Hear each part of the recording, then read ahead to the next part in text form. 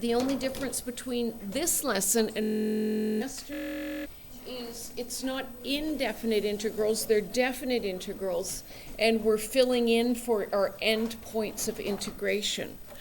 Okay, so if u is equal to g of x, then the integral from a to b, and here we've got this chain rule, f operating on g of x times g prime at x.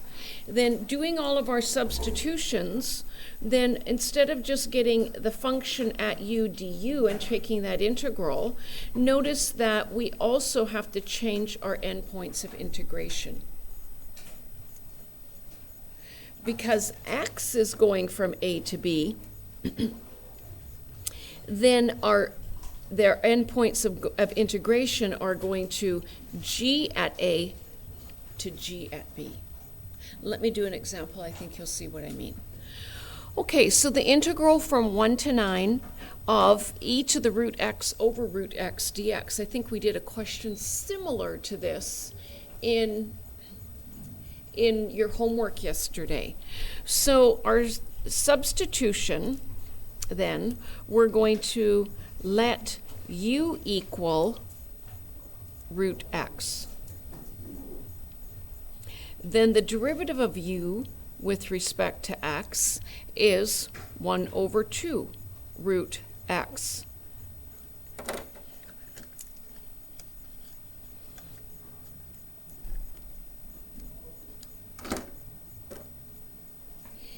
And you can see that what I actually want here, I've got the integral from 1 to 9 of e to the power of root x times 1 over x dx, 1 over root x dx. You can see that I pretty much have my other substitution right there. So let's multiply both sides by 2, multiply both sides by dx, and I get 2 du is equal to 1 over root x dx.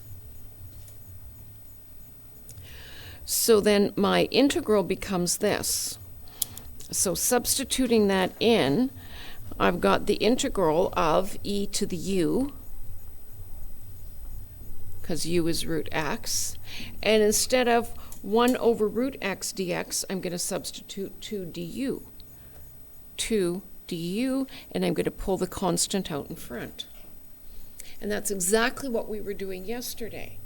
Here's the difference. We have to evaluate it at the endpoints.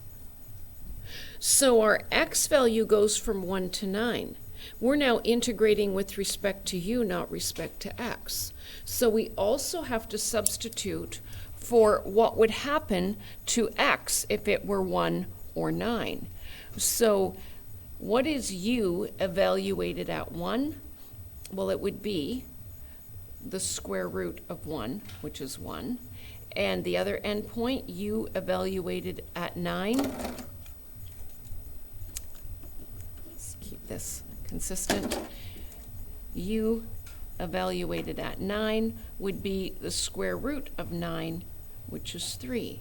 So my endpoints of integration, if x goes from 1 to 9, u goes from 1 to 3.